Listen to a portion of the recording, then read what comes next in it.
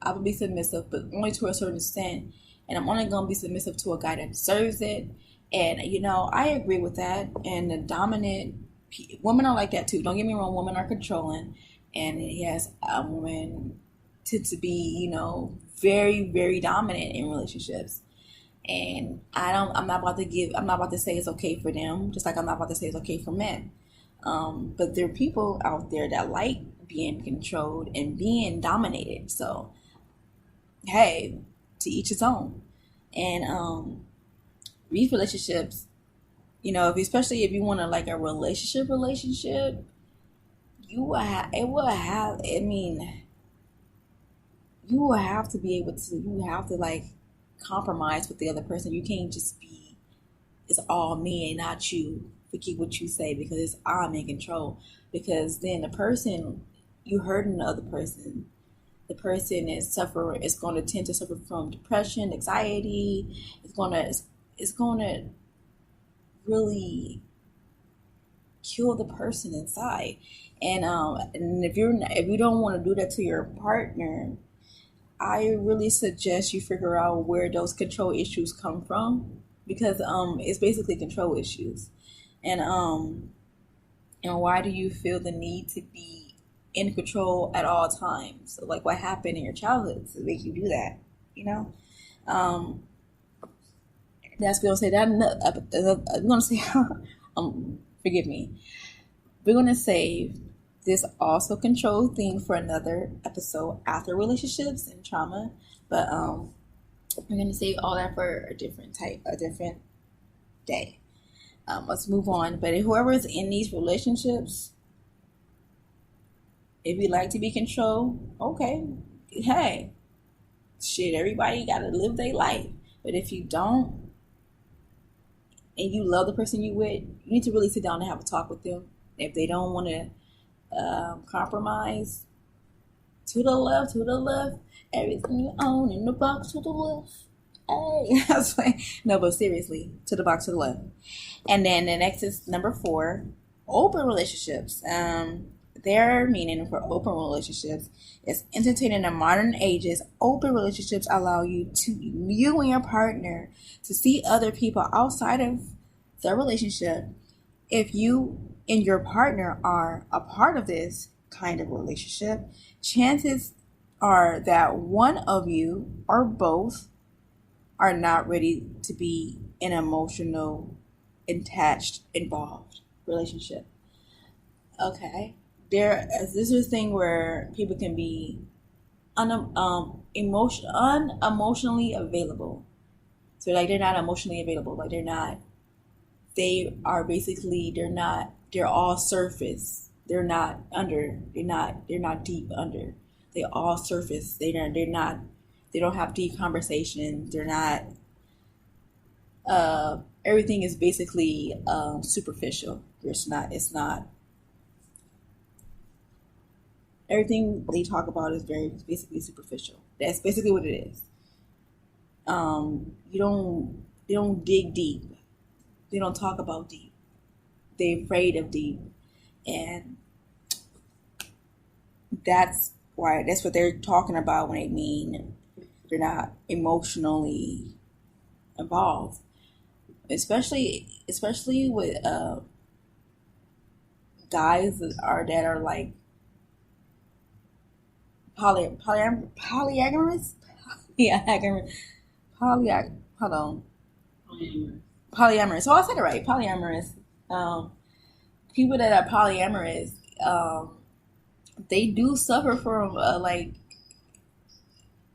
I think they suffer from detachment issues. They have this thing that where they feel like they don't want to get too close to you because what if you hurt them? So it causes them to be unemotionally attached, and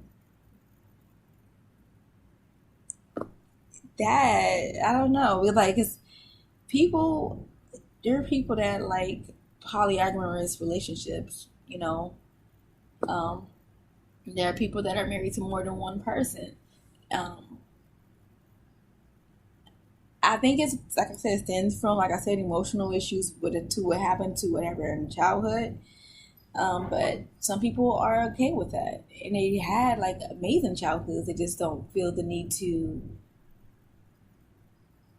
like be a social construct to what the world is telling them to be. So that's why I say it like that. So open relationships, I don't think they're bad, and I don't think they're good either. I'm gonna just say it like that because I won't be in one because I don't agree with it. But no, I don't have a problem with it, but it's just not me. It don't fit my self. It don't fit who I am. So I wouldn't be in one. And then there's the changing relationship, and this one it says this the couple who tries to adjust to each other by changing their routines, interest styles, hobbies, and even friends. In simple words, they change themselves for their partner. There are two same there are no two of the same people on the planet, which is why relationships require compromise and acceptance, which is true. Um, and there's a when it comes to love, there are different types of love, and I'll talk about that in a whole different episode. Um, but right now we're talking about relationships. So when you're in a relationship, no matter what it is, a friendship or a relationship with a significant other, even at work or wherever you at, anywhere you at, you don't want to be able to change yourself or for anyone because then you feel like you'll hate yourself for that. I'll say that. I think you'll hate yourself if you don't be yourself. Because it would deeply, deeply, deeply have you lost inside. And you would be like days on end suffering from depression and anxiety because you're not true to yourself. And then you're all, and not only that, it develops a hatred and jealousy of things. Because then at this time, you seeing other people being true to who they are, and then in relationships, and then you hate this, and then you envy and hate this person because like, oh, why I can't be that way? Well, you can. You just choose not to because you think that you have to change yourself for this person for them to love you, in which you don't really have to because at the end of the day, we all are different people. We all think different. We all have different opinions. We all have different lifestyles. So it's like, why try to date someone exactly like you? You're not elevating. Your mind is not growing. It's like you're stuck. And then if you're stuck, how can you change? In a world that's constantly changing, change is constant all the time. Times change, weather change. You know what I'm saying? People change.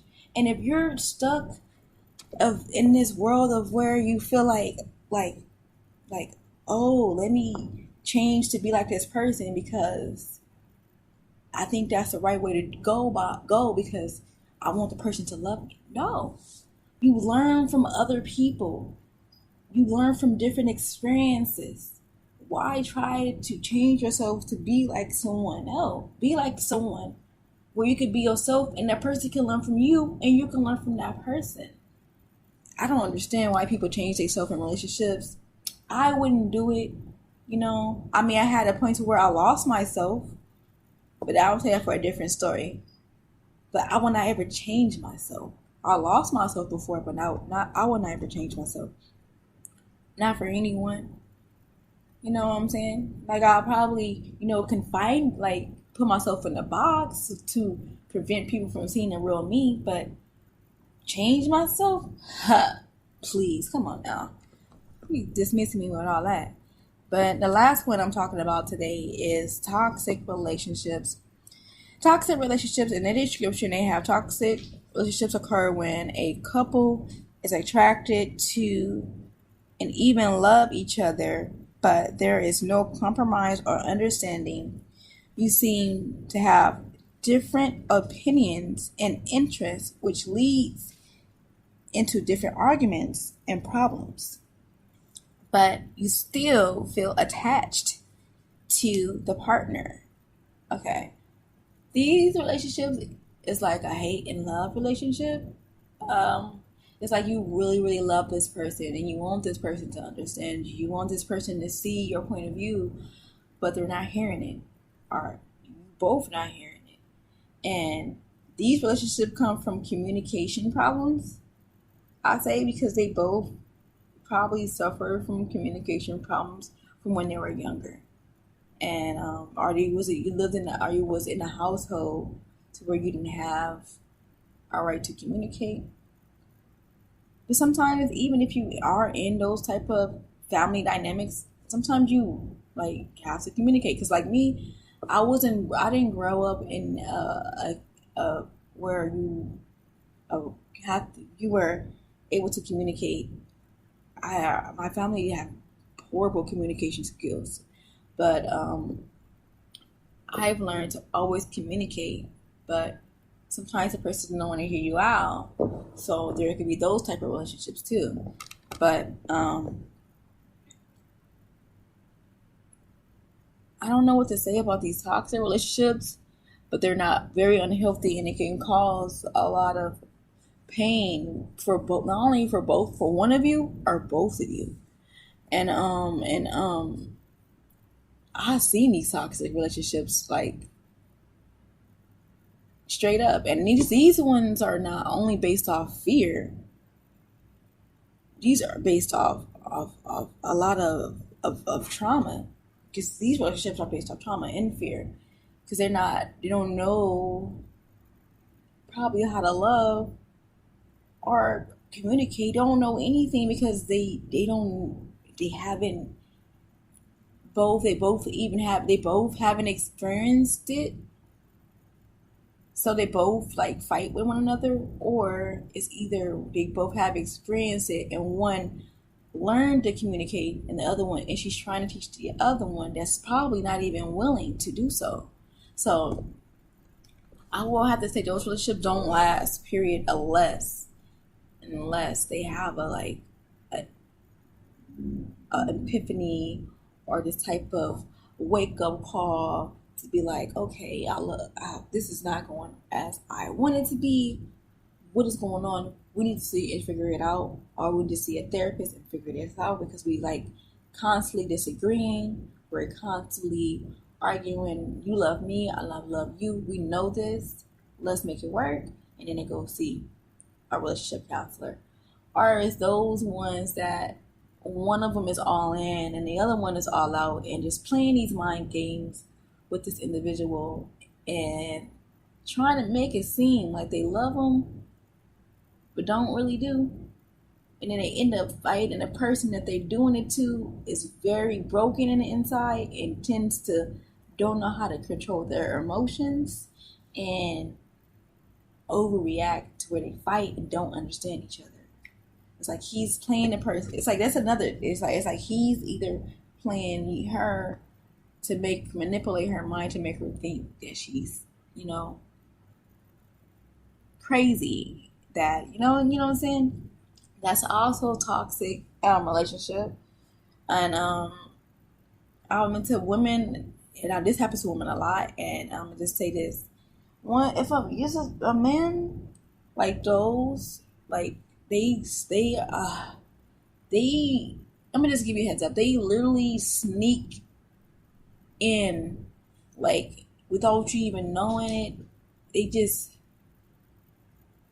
do. From my experience, from what I've seen, because I didn't really experience this stuff, but from what I've seen growing up, and what tends to happen is they find a young lady that is very desperate, needs to have love, and don't know how to be alone, don't know who she is, do not practice self-care. Like, she's just all around just like in her way, and she thinks she's functioning properly, but she's not really functioning properly. They intend to end up get women like those and make them feel loved, and then